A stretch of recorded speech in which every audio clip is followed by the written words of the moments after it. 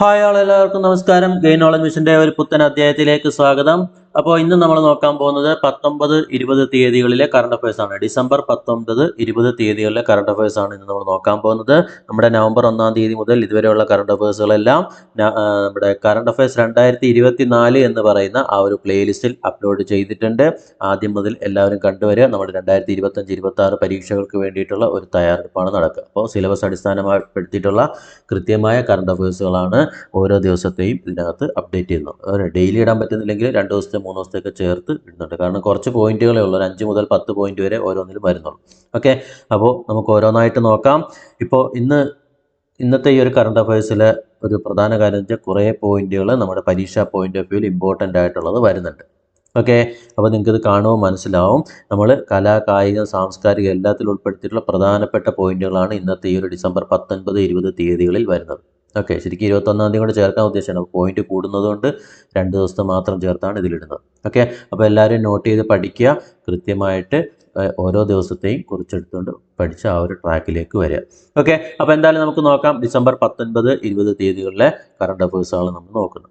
Okay, ആദ്യം നമുക്ക് നോക്കാം 2024 കേന്ദ്ര സാഹിത്യ അക്കാദമി പുരസ്കാരത്തിന് അർഹനായത് നമ്മുടെ കെ ജയകുമാറാണ്. നമ്മുടെ ജയകുമാർ സാറാണ് ഇത്തവണത്തെ കേന്ദ്ര സാഹിത്യ അക്കാദമി പുരസ്കാരത്തിന് അർഹനായത്. ഇല്ലേ, നമുക്കെല്ലാവർക്കും സുപരിചിതനായ ഒരു വ്യക്തിയാണ് Shri K Jayakumar sir. Okay, അപ്പോൾ അദ്ദേഹത്തിന് 2024 കേന്ദ്ര സാഹിത്യ അക്കാദമി പുരസ്കാരം ലഭിക്കുകയുണ്ടായി. പുരസ്കാരം ലഭിച്ച കവിതാ സമാഹാരത്തിന്റെ പേരാണ് പിങ്കളകേശിനി. അപ്പോൾ 2024 കേന്ദ്ര സാഹിത്യ അക്കാദമി പുരസ്കാരത്തിന് അർഹനായത് കെ ജയകുമാർ. ഇനി അടുത്തൊരു പോയിന്റ് നോക്കാം. കലാ, സാഹിത്യം, സാംസ്കാരികം തുടങ്ങിയ മേഖലകളിലെ സമഗ്ര സംഭാവനയ്ക്ക് നൽകുന്ന നിയമസഭാ അവാർഡിന് ഇത്തവണ അർഹനായിരിക്കുന്നത് നമ്മുടെ മയ്യഴിയുടെ പ്രിയ കഥാകാരൻ എം മുകുന്ദനാണ്. ഓക്കെ, മയ്യഴിയുടെ പ്രിയ കഥാകാരനായ ശ്രീ എം മുകുന്ദനാണ് ഇത്തവണത്തെ നിയമസഭാ അവാർഡിന് അർഹനായിട്ടുള്ളത്. കലാ, സാഹിത്യം, സാംസ്കാരികം തുടങ്ങിയ മേഖലകളിലെ സമഗ്ര സംഭാവനയ്ക്ക് നൽകുന്ന നിയമസഭാ അവാർഡിന് ഇത്തവണ അർഹനായത് മയ്യഴിയുടെ പ്രിയ കഥാകാരനായ എം മുകുന്ദൻ. ഓക്കെ, അപ്പോൾ നമ്മൾ 2 പുരസ്കാരങ്ങളാണ് കണ്ടത്. ആദ്യം കണ്ടത് 2024 കേന്ദ്ര സാഹിത്യ അക്കാദമി പുരസ്കാരത്തിന് അർഹനായത് ശ്രീ കെ ജയകുമാറും, പിന്നെ ഇത്തവണത്തെ നിയമസഭ അവാർഡിന് അർഹനായത് മയ്യഴിയുടെ പ്രിയ കഥാകാരനായ എം മുകുന്ദൻ അവர்களுമാണ്. ഓക്കെ, ഇനി നമുക്ക് നോക്കാം. നമ്മുടെ തിരുവനന്തപുരത്ത് 29ാമത് കേരള രാജ്യാന്തര ചലച്ചിത്രമേളയ്ക്ക് കഴിഞ്ഞ ദിവസം സമാപനം കുറിക്കുകയുണ്ടായി. അല്ലേ, 29ാമത് കേരള രാജ്യാന്തര ചലച്ചിത്രമേളയുടെ വേദി എന്ന് പറയുന്നത് തിരുവനന്തപുരമായിരുന്നു. അത് നമുക്കറിയാവുന്നതാണ്. ഓക്കെ, ഇത്തവണത്തെ രാജ്യാന്തര ചലച്ചിത്രമേളയിൽ മികച്ച ചിത്രത്തിനുള്ള സുവർണ ചകോരം സ്വന്തമാക്കിയിരിക്കുന്നത് ബ്രസീലിയൻ ചിത്രമായ മലു ആണ്.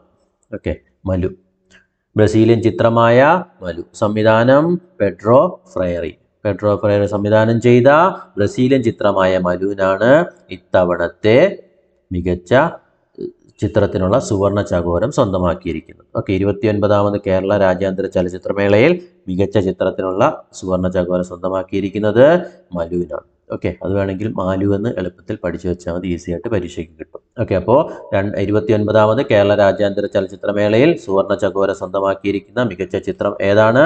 ബ്രസീലിയൻ ചിത്രമായ മലു. അതിന്റെ സംവിധായകൻ പെഡ്രോ ഫ്രയറി. അതേപോലെ ഈ ചലച്ചിത്രമേളയിൽ മികച്ച മലയാള ചിത്രമായി തിരഞ്ഞെടുത്തിരിക്കുന്നത് മുഹമ്മദ് ഫാസിൽ സംവിധാനം ചെയ്ത ഫെമിനിച്ചി ഫാത്തിമയാണ്.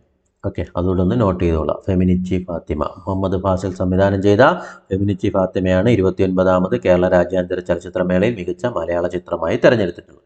ഓക്കെ, അപ്പോൾ നമ്മൾ ചിത്രത്തെയൊക്കെ കുറിച്ച് പറയുമ്പോൾ നമ്മുടെ കേരളത്തിൻ്റെ സാംസ്കാരിക വകുപ്പ് മന്ത്രി ശ്രീ സജി ചെറിയാൻ. നമ്മുടെ കേരളത്തിൻ്റെ സാംസ്കാരിക വകുപ്പ് മന്ത്രി ആരാണ്? ശ്രീ സജി ചെറിയാൻ. അതുകൂടെ നോട്ട് ചെയ്തോളാം. ഓക്കെ, ഇനി നമുക്ക് കായിക മേഖലയിലേക്ക് വന്നു കഴിഞ്ഞാൽ 38ാമത് ദേശീയ ഗെയിംസിന്റെ വേദി എന്ന് പറയുന്നത് ഉത്തരാഖണ്ഡാണ്. ഇനി അടുത്ത ദേശീയ ഗെയിംസ് നടക്കാൻ പോകുന്നത് എവിടെയാണ്? ഉത്തരാഖണ്ഡിലാണ്. 38ാമത് ദേശീയ ഗെയിംസിന്റെ വേദി ഉത്തരാഖണ്ഡാണ്. അതിന്റെ ഭാഗ്യചിഹ്നം മൗളി. അപ്പോൾ 38ാമത് ദേശീയ ഗെയിംസിന്റെ ഭാഗ്യചിഹ്നം എന്താണ്? മൗളി. അപ്പോൾ 38ാമത് ദേശീയ ഗെയിംസിന്റെ വേദി ഉത്തരാഖണ്ഡ്. ഓക്കെ, അപ്പോൾ നമ്മൾ ദേശീയ ഗെയിംസിനെ പറ്റി പറയുമ്പോൾ നമ്മുടെ കായിക മന്ത്രിയും കൂടെ നോക്കാം. കേന്ദ്ര കായിക മന്ത്രിയുടെ പേരാണ് മൻസുഖ് മാണ്ഡവ്യ. കേന്ദ്ര കായിക മന്ത്രി മൻസുഖ് മാണ്ഡവ്യ. ഓക്കെ, അതേപോലെ 2024 മികച്ച കളിക്കാരനുള്ള ഫിഫ പുരസ്കാരം നേടിയിരിക്കുന്നത് ബ്രസീലിയൻ താരമായ വിനീഷ്യസ് ജൂനിയർ ആണ്. 2024 മികച്ച കളിക്കാരനുള്ള ഫിഫയുടെ അവാർഡ് ആർക്കാ കിട്ടിയിരിക്കുന്നത്? ബ്രസീലിയൻ താരം വിനീഷ്യസ് ജൂനിയർ. ഓക്കെ, അതുകൊണ്ട് ഒന്ന് പഠിച്ചു വെച്ചേക്കുക. അപ്പോൾ വിനീഷ്യസ് ജൂനിയർ, ബ്രസീലിയൻ താരം വിനീഷ്യസ് ജൂനിയർ. ചില പരീക്ഷയ്ക്ക് ചോദിക്കുന്നത് ഇങ്ങനെയായിരിക്കും: 2024 മികച്ച കളിക്കാരനുള്ള ഫിഫയുടെ പുരസ്കാരം നേടിയ വിനീഷ്യസ് ജൂനിയർ ഏത് രാജ്യത്തെ കളിക്കാരനാണ്? ചോദിച്ചാൽ ഏതാണ്? ബ്രസീൽ. ഓക്കെ, ഇനി നമുക്ക് കേരളത്തിലേക്ക് വന്നു കഴിഞ്ഞാൽ പൂർണ്ണമായും സർക്കാർ മേഖലയിൽ പ്രവർത്തിക്കുന്ന രാജ്യത്തെ ആദ്യ പ്ലാസ്റ്റിക് മാലിന്യ സംസ്കരണ പ്ലാന്റ് നിലവിൽ വരുന്നത് പത്തനംതിട്ട ജില്ലയിലെ കുന്നന്താനത്താണ്. പത്തനംതിട്ട ജില്ലയിലെ കുന്നന്താനത്ത് സർക്കാർ മേഖലയിൽ പ്രവർത്തിക്കുന്ന രാജ്യത്തെ തന്നെ ആദ്യ പ്ലാസ്റ്റിക് മാലിന്യ സംസ്കരണ പ്ലാന്റ് നിലവിൽ വരാൻ പോവാണ്. ഓക്കെ, അപ്പോൾ രാജ്യത്തെ ആദ്യത്തെ പ്ലാസ്റ്റിക് മാലിന്യ സംസ്കരണ പ്ലാന്റ് നിലവിൽ വരുന്ന സംസ്ഥാനം ഏതാണ്? കേരളമാണ്. കേരളത്തിൽ പത്തനംതിട്ട ജില്ലയിലെ കുന്നന്താനത്താണ് ഈ സംസ്കരണ പ്ലാന്റ് നിലവിൽ വരുന്നത്. ഓക്കെ, അതുപോലെ മറ്റൊരു വാർത്ത, ഇന്ത്യയിൽ ആദ്യമായി ഡോൾഫിൻ ടാഗിംഗ് നടത്തിയിട്ടുണ്ട്. പ്രോജക്റ്റ് ഡോൾഫിൻ്റെ ഭാഗമായിട്ട് ഇന്ത്യയിൽ ആദ്യമായി ഡോൾഫിൻ ടാഗിംഗ് നടത്തി. ഓക്കെ, ആസാമിൽ ആദ്യമായിട്ട് ഗംഗാ ഡോൾഫിൻ ടാഗിംഗ് നടത്തിയത് ഈ വർഷമാണ്.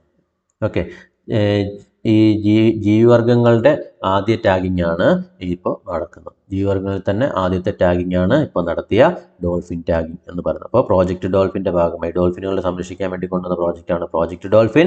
അതിൻ്റെ ഭാഗമായിട്ട് ഡോൾഫിൻ ടാഗിംഗ് ഇപ്പോൾ ആസാമിൽ നടത്തുകയുണ്ടായി. ഓക്കെ, ഇനി അതേപോലെ മറ്റൊരു വാർത്ത, രാജ്യത്തെ ആദ്യ സമ്പൂർണ്ണ സൗരോർജ്ജ ഗ്രാമമായി തിരഞ്ഞെടുത്തിരിക്കുന്നത് ഗുജറാത്തിലെ ബനസ്കന്ത ജില്ലയിലെ മസാലി ഗ്രാമമാണ്. ഗുജറാത്തിലെ ഏത് ഗ്രാമം? മസാലി ഗ്രാമം. രാജ്യത്തെ ആദ്യ സമ്പൂർണ്ണ സൗരോർജ്ജ ഗ്രാമമായി തിരഞ്ഞെടുത്തിരിക്കുന്നത് മസാലി ഗ്രാമമാണ്. അവിടെ ഏകദേശം 800 പേര് താമസിക്കുന്ന ഗ്രാമത്തിൽ 119 വീടുകളാണുള്ളത്. 119 വീടുകളിൽ എന്ത്? പ്രധാനമന്ത്രി സൂര്യഘർ യോജനയ്ക്ക് കീഴിൽ സോളാർ മേൽക്കൂരകളൊക്കെ സ്ഥാപിച്ചു. അങ്ങനെ രാജ്യത്തെ ആദ്യ സമ്പൂർണ്ണ സൗരോർജ്ജ ഗ്രാമമായി വന്നിരിക്കുന്ന ഏതാണ്? ഗുജറാത്തിലെ മസാലി ഗ്രാമം. മസാലി ഗ്രാമം ഇത് പാകിസ്ഥാൻ അതിർത്തിയിൽ നിന്ന് ഏതാണ്ട് 40 കിലോമീറ്റർ അകലെയായിട്ടാണ് ഈ മസാലി ഗ്രാമം സ്ഥിതി ചെയ്യുന്നത്. ഓക്കെ, അപ്പോൾ രാജ്യത്തെ ആദ്യ സമ്പൂർണ്ണ സൗരോർജ്ജ ഗ്രാമമായി തിരഞ്ഞെടുത്തിരിക്കുന്ന ഏതാണ്? ഗുജറാത്തിലെ മസാലി ഗ്രാമം. അതുപോലെ മറ്റൊരു വാർത്ത, ഇന്ത്യയിലെ ആദ്യ ജിയോ സയൻസ് മ്യൂസിയം നിലവിൽ വരുന്നത് ഗ്വാളിയോറിലാണ്. ഇന്ത്യയിലെ ആദ്യ ജിയോ സയൻസ് മ്യൂസിയം നിലവിൽ വരുന്നത് എവിടെയാണ്? ഗ്വാളിയോറിലാണ്. ഓക്കെ, നമ്മളിപ്പോൾ ഏകദേശം ഒരു 11 പോയിന്റോളം പഠിച്ചു. ഏതൊക്കെയാണ് നമുക്ക് ഒന്നും കൂടെ നോക്കാം. 2024 കേന്ദ്ര സാഹിത്യ അക്കാദമി പുരസ്കാരത്തിന് അർഹനായത് കെ ജയകുമാർ. നിയമസഭാ അവാർഡിന് അർഹനായത് എം മുകുന്ദൻ. 29ാമത് രാജ്യാന്തര ചലച്ചിത്രമേളയിൽ സുവർണ ചകോരം സ്വന്തമാക്കിയിരിക്കുന്നത് ബ്രസീലിയൻ ചിത്രമായ മലു.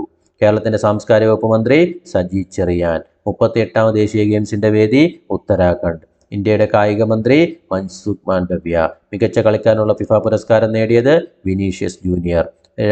പൂർണ്ണമായും സർക്കാർ മേഖലയിൽ പ്രവർത്തിക്കുന്ന രാജ്യത്തെ ആദ്യ പ്ലാസ്റ്റിക് സംസ്കരണ പ്ലാന്റ് നിലവിൽ വരുന്നത് പത്തനംതിട്ട ജില്ലയിലെ കുന്നന്താനം. ആദ്യമായി ഡോൾഫിൻ ടാഗിംഗ് ഇന്ത്യയിൽ നടത്തിയത് എവിടെയാണ്? ആസാമിലാണ്. ആ രാജ്യത്തെ ആദ്യ സമ്പൂർണ്ണ സൗരോർജ്ജ ഗ്രാമമായി തിരഞ്ഞെടുത്തിരിക്കുന്നത് ഗുജറാത്തിലെ മസാലി ഗ്രാമം. ഇന്ത്യയിലെ ആദ്യ ജിയോ സയൻസ് മ്യൂസിയം നിലവിൽ വരുന്നത് എവിടെയാണ്? ഗ്വാളിയോറിലാണ്. ഓക്കെ, അപ്പോൾ ഇത്രയും കാര്യങ്ങളാണ് ഡിസംബർ 19, 20 തീയതികളിലെ കറണ്ട് അഫയേഴ്സ് ആയിട്ട് നമുക്ക് പഠിക്കാനുള്ളത്. എല്ലാം നോട്ട് ചെയ്ത് പഠിക്കുക. നമ്മുടെ കറണ്ട് അഫയേഴ്സ് 2024 എന്ന് പറയുന്ന ചാനൽ ആ ഒരു പ്ലേലിസ്റ്റിൽ നമ്മൾ ഇതുവരെയുള്ള എല്ലാ കറണ്ട് അഫയേഴ്സും ഉൾപ്പെടുത്തിയിട്ടുണ്ട്. അപ്പോൾ ഡിസംബർ 20 വരെയുള്ള അതിനകത്തുണ്ട്, നവംബർ 1-ാം തീയതി മുതലുള്ളത്. ഓക്കെ, കൃത്യമായി നോട്ട് ചെയ്ത് പഠിക്കുക. അതുപോലെ ഗെയിൻ നോളജ് മിഷനിൽ കോഴ്സിൽ ചേരാൻ താല്പര്യമുള്ളവരുണ്ടെങ്കിൽ തന്നിരിക്കുന്ന നമ്പറിൽ ബന്ധപ്പെടുക. ലൈവ് ക്ലാസ്സിൽ തന്നെ നോട്ട് എഴുതും വിത്ത് 1 ഇയർ മെൻറ്റർഷിപ്പ് സപ്പോർട്ട്. ഓക്കെ, അപ്പോൾ തുച്ഛമായ ചിലവിൽ കുറഞ്ഞ സമയം കൊണ്ട് 1 ഇയർ കൊണ്ട് 10ാം ക്ലാസ് മുതൽ ഡിഗ്രി വരെയുള്ള മുഴുവൻ സിലബസും ഒറ്റ കോഴ്സിലൂടെ തന്നെ പഠിച്ചെടുക്കാൻ പറ്റുന്ന രീതിയിൽ വളരെ ലളിതമായിട്ടാണ് നമ്മുടെ ക്ലാസ്സുകളൊക്കെ അറേഞ്ച് ചെയ്തിരിക്കുന്നത്. അപ്പോൾ ചേരാൻ താല്പര്യമുള്ളവരുണ്ടെങ്കിൽ ബന്ധപ്പെടുക. രാവിലെ 6 മണിക്കും രാത്രി 9 മണിക്കുമാണ് ബാച്ചുകളുള്ളത്. അതിൽ 9 മണി ബാച്ചിൻ്റെ അഡ്മിഷൻ ഏകദേശം ക്ലോസിംഗ് സ്റ്റേജിലാണ്. രാവിലെ 6 മണിക്കത്തെ ബാച്ചിൽ ഒരു 4-5 സീറ്റൂടെ ഒഴിവുണ്ട്. ചേരാൻ താല്പര്യമുള്ളവരുണ്ടെങ്കിൽ ബന്ധപ്പെടുക. ഓക്കെ, അപ്പോൾ നമുക്കിനി മറ്റൊരു അധ്യായമായി വീണ്ടും കാണാം. അപ്പോൾ നമ്മുടെ ചാനൽ സബ്സ്ക്രൈബ് ചെയ്യാത്തവർ സബ്സ്ക്രൈബ് ചെയ്തിട്ടേക്കുക. നിങ്ങളുടെ കൂട്ടുകാർക്കും കൂടെ ഈ അറിവുകളൊക്കെ ഒന്ന് ഷെയർ ചെയ്യുക. ഓക്കെ, അപ്പോൾ മറ്റൊരു അധ്യായമായി വീണ്ടും കാണാം. Thank you.